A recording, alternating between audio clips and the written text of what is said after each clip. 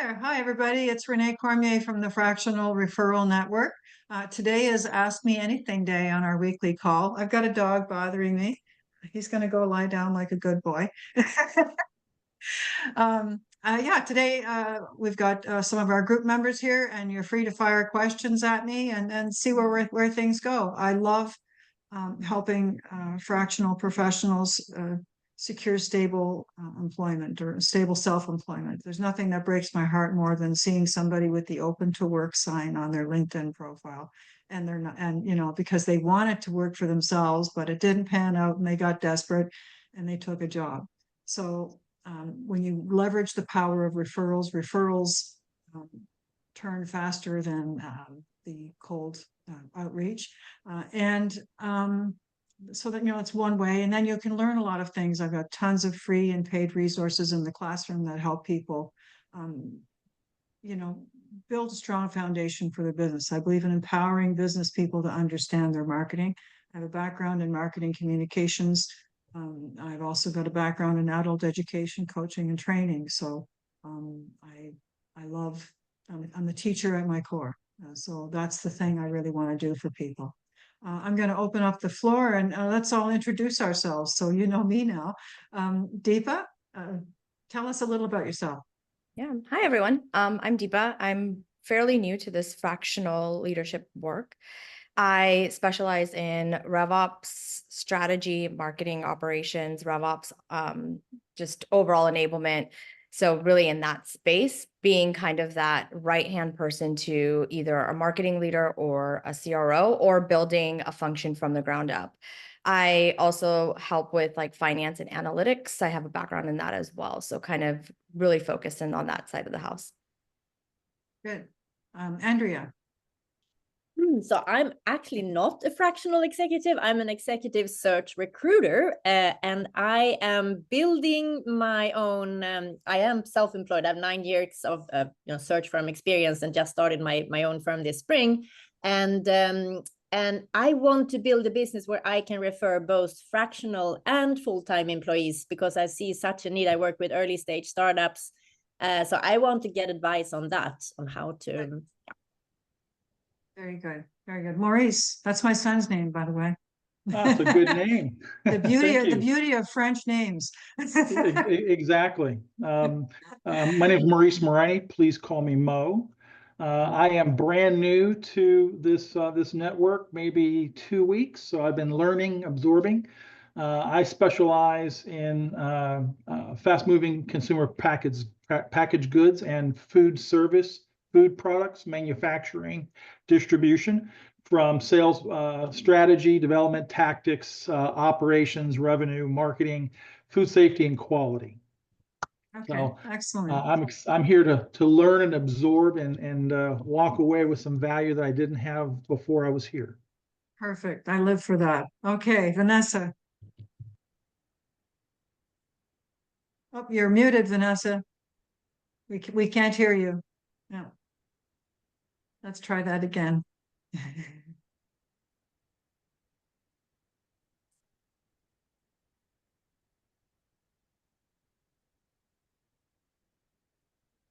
No. If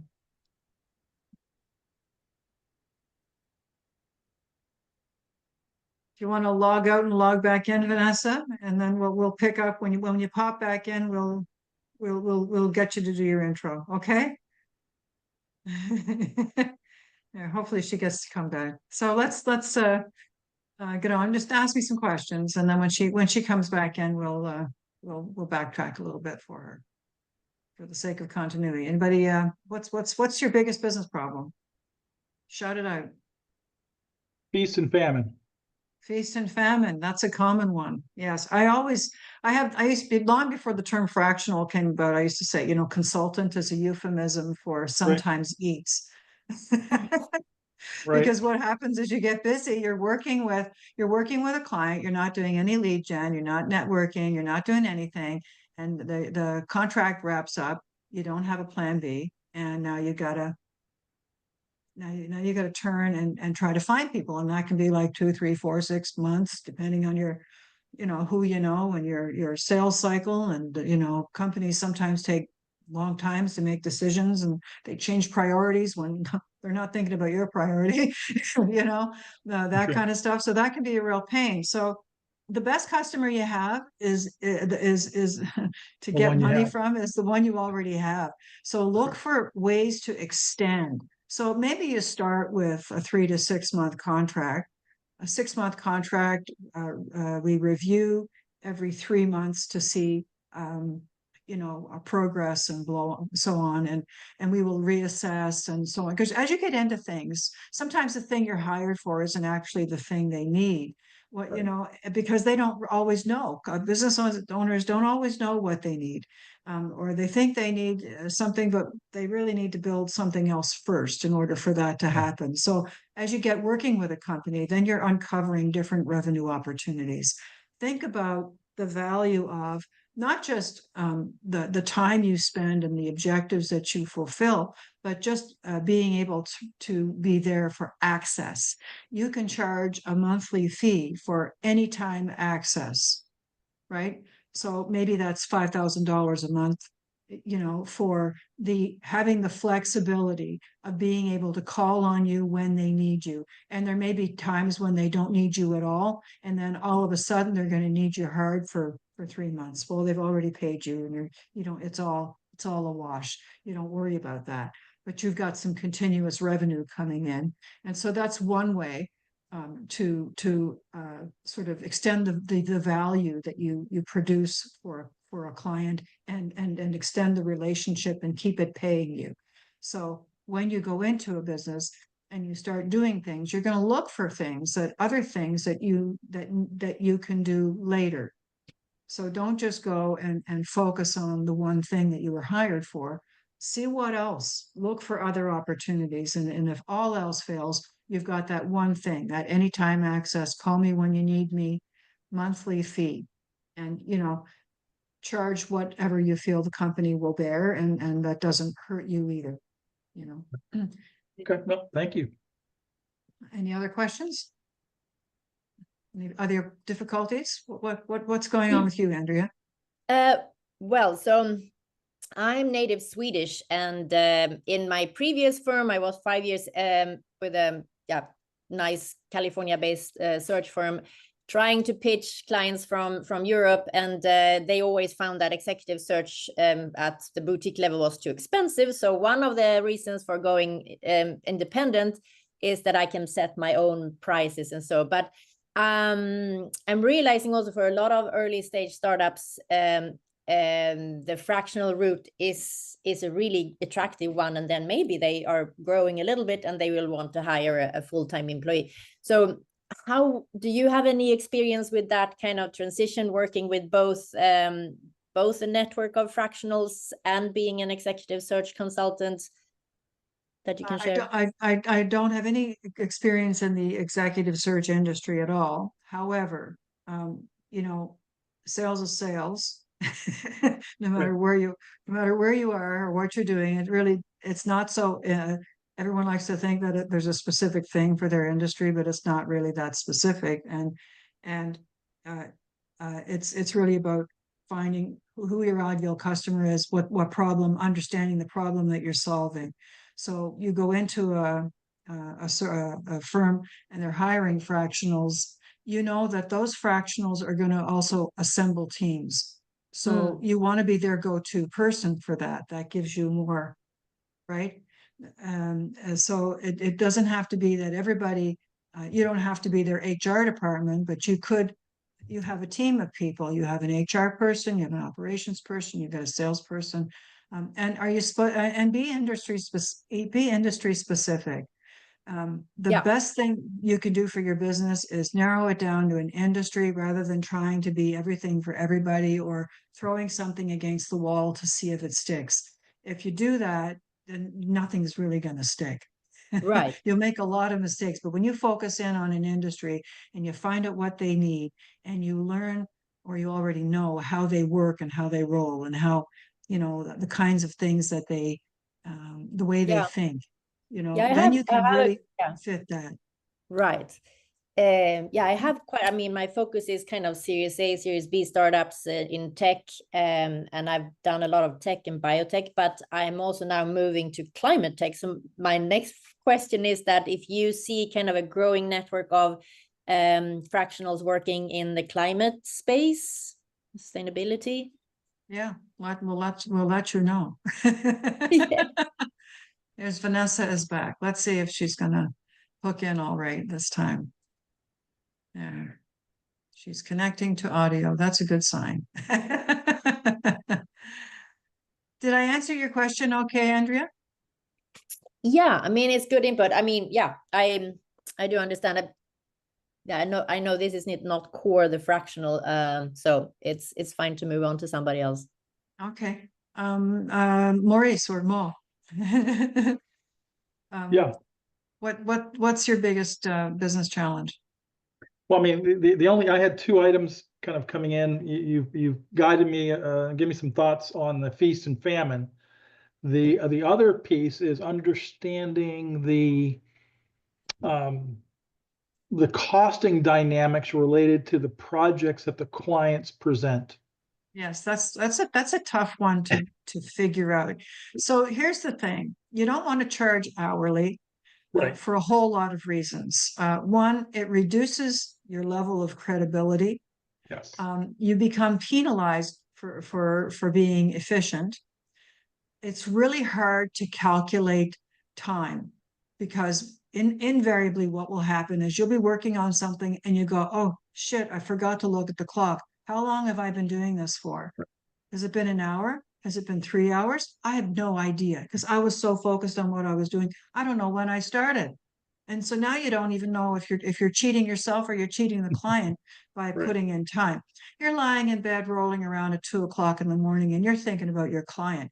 You're not charging them for that time. You're driving in traffic and you're thinking about your client. Are you charging them for that time? So the best thing is to do project-based fees. So and not retainers, because again, a retainer is just another way of having to justify every minute of your time, and it's very hard to calculate all of that. And you'll end up in a fight because you will be reduced to hours and minutes and seconds versus outcomes. And the business owner needs to know what they're spending every month. So if they know it costs $10,000 a month to have you on their team for 40 to 50 hours a month, that's the fee. That's great. They know what they can afford. Okay, that sounds like that's in our ballpark. Go ahead. And these are the objectives that I'm going to do. So in the 3-month mark, we're going to achieve this. In the 6-month mark, we're going to work to that. In the 12-month mark, we're going to work to this. And you work out these objectives, and they may change, as you get in there. But for now, this is how it's going to be. And roughly, you've been around the block long enough to know roughly how long something is going to take you, how much money you need to live on, how many clients you need a month. You could probably safely juggle, if you're a fractional executive doing 40 to 50 hours a month per client, you can safely juggle about 3, right? That's and about right. their evolving needs. So at 3, depending on the size of the business, 5 to 10,000 US a month, right? And then, if you're in a leadership position, that's one type of a rate. If you are in a hands-on, I'm doing all their itty bitty stuff, that might be another rate. Right. But if you're an executive, it's easier to make it more broad. If you're doing hands-on stuff like social media management or a pipeline, whatever management, then outcomes, just like it's X amount for this, it's X amount for that, and roughly how many hours are you going to put in, and you calculate a rate based on those things. Gotcha. Does that make sense to you? Yeah, it does, and I agree with you. I mean, I've been doing this now for a year. Okay. And just looking at the value proposition, we look at the professionals that are on this call, right? We all have years of successful experience in startups, mid-sized, major corporations. That brings value to the table. So I was never thrilled with the whole conversation where clients would say, well, what's your hourly rate? Yeah. I Yes. prefer a weekly or a monthly rate. Yes, that's right. Yeah. And yeah, to say I don't work by the hour That's right. because that's not fair to you. Okay. Yeah, Yep. it's not fair to you if I work by the hour because I can't calculate every second I'm thinking about things, and it's very hard to justify I don't want to have to justify every second. I'd rather justify outcomes. That's a more business discussion. I'm not an hourly employee, you know, and that then you become a business partner. You're positioned as a partner. You come in with a whole other level of authority when you're charging a monthly rate versus an hourly rate. When you charge an hourly rate, you reduce yourself to being somebody's employee and That's right. accountable for every minute of your time. And That's that right. is not why you want to be self-employed. Absolutely. Okay, Vanessa. Yeah, Thank now you. that you're back, let's hear what you do and what your biggest business problem is. So I think it's working. You guys can hear me Oh, now. it is perfect. Yeah, that was a good idea. Yeah, I was using the web app and it's always a little funky. So I'm Vanessa Mahoney. I've recently started to work on my own after staying at home with my last baby for about a year. I decided rather than go back to work full time, I was thinking of taking on projects and working more in the consulting end. What I specialize in is B2B marketing, particularly for brand awareness, new customer acquisition. I prefer to build from the ground up, that more exciting. And the challenge that I'm facing right now is I worked on a project that came to me through my network that was putting together a deep dive on marketing practices in the satellite manufacturing industry. And I really loved the project. Good. And mind you, I don't have experience in the space industry, space marketing. My experience is B2B, SaaS, tech, data analytics, oil and gas, but not the space industry, although a lot of what I've done in the past would translate to this industry, given what I know now after that deep dive. So now I'm debating if I want to really specialize in that industry for the rest of my career. Do I go back in a full-time capacity to sort of have that under my belt, to have that as part of my repertoire of experience? Because I think it would be a bit hard to try to do fractional work or consulting work in an industry where you can't really see it in my resume as part of my previous expertise. So I'd love to hear what you think and what everyone else on this call thinks, because I really am debating it and go back and forth a bit. So you want to work ideally fractionally in the aerospace industry. Yes, I like to specialize in that moving forward. All right. So there's nothing wrong with that. That's a great little niche. Okay. So the trick is figure out what problem you're solving. Okay. Mhm. What's the biggest problem you can solve Mhm. and go to them with that.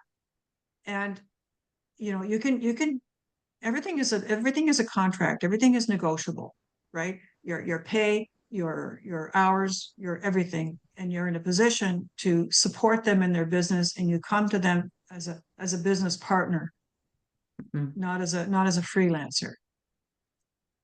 And since you've built brands from the ground up, there's a lot of stuff that you can do and you can add value, and a lot of it translates. So I wouldn't worry about not being able to do that because that's not on your resume. People aren't looking at your resume. You're a marketing person. You make yourself a good website.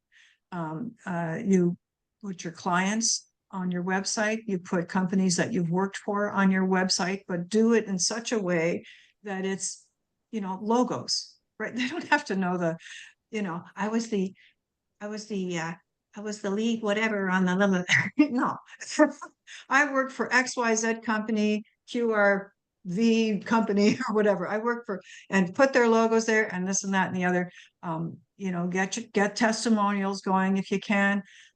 Part of social proof can be just the logos for now, Right. right? And when you go to when you're having a business discussion about potentially taking on fractional work, your resume is irrelevant. You don't provide them with your resume because you're not looking for a job. You're a business person. Business owners don't talk to business owners and hand each other resumes. Sure, but let's say they go to my LinkedIn, they want to know more about me. They'll see that my Yeah. experience is not in space. No, you can add that to your LinkedIn. You can add that to your LinkedIn page. You know, just name the company that you were working with as on a contract basis, and for how long you did it. That's not a problem. You can add that in. You Mhm. weren't an employee, you're self-employed. This is, you know, and I've worked with these companies, and that's not a problem. If you want to focus on that niche and you've got that work in that area, you can name the company. It doesn't, you don't, you know, you can specify that you were contractor if you feel that is an important distinction. Yeah, I'd absolutely name the company. You Okay. know, if they're a real company and you made valuable contributions, if you can get any letters of recommendation or anything like that, even better. Mhm. Post stuff like that, and write about things that are in the industry, about marketing in the industry to build credibility. So you're going to put, you know, your LinkedIn posts around that industry, and things that they can do to do whatever, and you put that in your Twitter and you put it on your website, and you know, it's all connected, right? So make sure you're covering all those places, and build up your credibility in that area. You can put together a white paper on Mhm. you know, branding in the aerospace industry or whatever, you know, like figure that out, whatever is relevant, whatever suits your area of expertise, whatever is something that they would be interested in, that becomes your lead magnet, that becomes just, you know, a free download, a way to get email addresses, a point of conversation. You can stick thought leadership pieces up on LinkedIn around the aerospace industry. Become the person around that, and tag the professionals in that industry. So Okay. the people who are on LinkedIn, you know, the decision makers, put up a post like that and put a couple of tags in there for good measure. You know, stuff like that, and then you do a LinkedIn outreach campaign. And again, that's your path of least resistance to getting B2B business is LinkedIn outreach. So you run those automated LinkedIn campaigns. I use WeConnect. If you look in the classroom, there is a 10% discount if you use my affiliate link. I don't make a lot of money off of that. It's like $4 or something, but you get your 10% discount. Eventually enough recurring revenue for me. Maybe I can buy myself a hot dog at IKEA. No, that's a good idea to start there. Yeah, yeah. So anything, you know, just ask. I'm here. You know, but yeah, you can get yourself in magazines, like trade journals, right? As a you know, go to the editor of a trade journal in an industry that you want to work in. Ask them what they need. This is what I do for a living. This is my area of expertise. Is there an article I can write in an upcoming edition? Mhm. Can I give you this for free? Yeah. And then, They're- you know, you're They're putting always yourself looking out for there. content. They're always looking for content, free I've never content. done that. Has Yeah, that worked for anyone here on this that's call? PR 101. Yeah. I've done that. Yeah, I've done that. I did that before I was ever in PR. I did it many years ago. I used to I was working teaching leadership training and so on to companies, and I used to get myself in I think it was the HR Reporter all the time. I was a regular I was a regular poster in the HR Reporter. Nice. And then I did something. I had articles in the Marianas Business Journal, which is Guam. You know, I just thought anywhere I can get something posted, you know, like put it out there because it's good for your credibility. So if you know the area you want to work in, the geographic area, the the industries that you want to work in, show up, go to their trade shows, even if you're only going as a visitor. You know, chat with people, find out what's going on. And some of those trade shows too, if I may add, they're oftentimes looking for speakers or Yes, breakout subject matter that's experts right. where you could share Yeah. your insights and get a podium and, you know, have Yeah. 30 or 40 people attend your event. Yeah, they market for you. And you Yeah. may or may not get anything out of that, but at the very least, you've got something that you can post and say, hey, look what I just did, or hey, I'm here, hey, I'm there. And so even if you didn't make any money off of that, even if you didn't get any direct sales from it in that moment, you're still establishing a lot of credibility for yourself. And that's, you know, it's now you know how to market products, you got to learn how to market yourself. And that's the difference. That is And very, you the apply product is those, me, and it's a very different perspective. Absolutely. but you apply the same principles, right? If Mhm. you apply the same principles to marketing a product as you do to yourself, because you're your product, and then you figure out, okay, where am I, you know, where do I need to be? Where are my customers? What do they do? What do they like? Where do they hang out? How can I, you know, what kinds of things are they reading? You know, how can I be there? How can I be seen? And not just like seen, but authoritative. You know, how can I set myself up as an authority, create authority content, Mhm. right? Any other questions?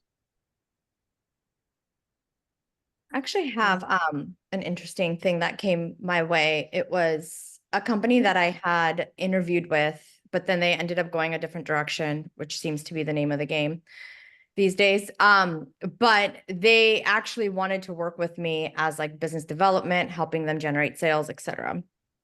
And the agreement was based off of, hey, we'll give you equity and revenue share, but it wasn't standard. And I was like, well, that doesn't seem like a good use of my Very, time, but I just very wanted bad to see idea. people. Okay, Yeah. that's what I figured. I was Yeah, like, never, oh,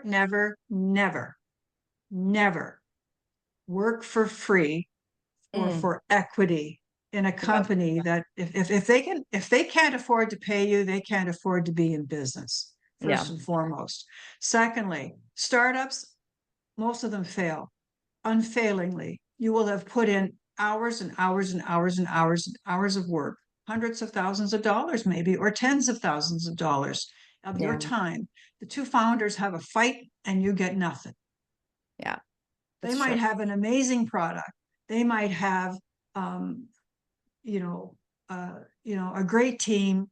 But if the two founders can't get along, if they don't see eye to eye, if they can't get the funding that they're looking for, don't even bother. Don't bother. Yeah. You can work for if it's comfortable for you, a certain amount of time, a certain amount of hours for a flat fee every month, plus a percentage of equity. Okay. Or actually not even equity, a percentage of growth, Okay. percentage of growth. So if they're getting sales, you know, if they've got, if you're, you know, if you're contributing to the growth of sales, then take a percentage of that, because Mm, otherwise they'll profit, they'll hide it in all kinds of places because they're running in the hole for years. So there's no profit. got it. So take a percentage of sales, and a percentage of equity in the company and a flat fee every month. Otherwise, don't bother.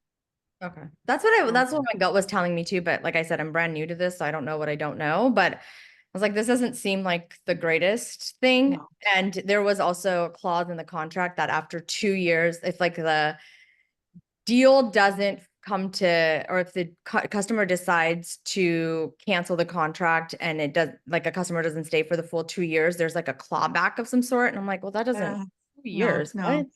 tell them to pound sand. I was like, this doesn't, I was like, I'm no expert here, but I was like, this doesn't, the math isn't mathing here for me. No. Listen, anytime you have a question about anything like that, just, run it by me if you want. I'm Okay. I'm open to, appreciate that. whatever, Yeah. I'm not, opinions are always, an educated opinion is never a bad thing to have. Bouncing an idea off of something. The entrepreneurial journey is a very lonely one. When you become self-employed, you really don't have people you can talk to. More often than not, even if you're married, your spouse is not of the same mindset and they don't want to hear about your bullshit. And so, and so, like you need someone, right? This is Yeah, what the group I is agree. for. The group is for that. Find people in the group, including me. I'm open to having anybody just, bounce an idea off me, ask me a question. I'm okay with that. Until I get outrageously busy. But for the time being, take advantage of it. And sessions like this are a great opportunity. We've got an upcoming free networking event on the 9th of October. Get on that. There's a list, there's a link to get your name on an Excel spreadsheet, and I'll do my best to try and match people so that you're talking to people you want to talk to who can actually help you with your business. And there's, right now we're at about 200 people in the group. I think we hit the 200 mark today. And, so it's nice. We've got a pretty good little group of people. The more you participate, the more you engage, the more you post, the more questions you ask, the more people you try to get to know, the better for your business, the better for you, the better for your frame of mind, because you will give up if you feel alone and lost. If you don't feel like you've got anyone you can talk to about your business, you're gonna feel lost. Nobody is ever successful alone. Everybody needs someone to help them along. And that's why I coach, so that I can offer that to people. And here's my little my sales unlimited coaching for a full year, $2,500, one-time payment. Access me anytime. I'll get back to you with a question or an email. I'll get back to you within 48 hours. You can book as many half-hour sessions as you want over a 12-month period. Just don't book them back to back. I will even throw in some freebies for you. I'll teach you how to write messages for LinkedIn and messaging campaigns. I'll give you access to the recorded version and the workbook for the session we just had. I've got 90 days to growth for $90. I'll throw that in for you too, just to help you have structure. So if you want to jump on that opportunity, reach out to me after the call, and I'll send you some information, and you can make some decisions from there. Any other questions? Are we all good now that I hit the sales pitch? Everybody's like, No. Good information to think about and get some guidance from. Yeah. This was good. It's good to have that, right? I think everybody, I didn't have it, for so many years in business, I didn't really have people I could talk to. And, even having just one person that you can bounce an idea off of, build a trusting relationship with, it's invaluable. It's invaluable. Agreed. All right. If that's it, babies. Any other questions? That's it. Okay. I hope to see you around. Post, ask questions, set up polls, get the most out of the group. Access, there's tons of free resources in the classroom. The classroom is more like a library. Just go in there, pick up some templates. The more you engage, the more you have access to.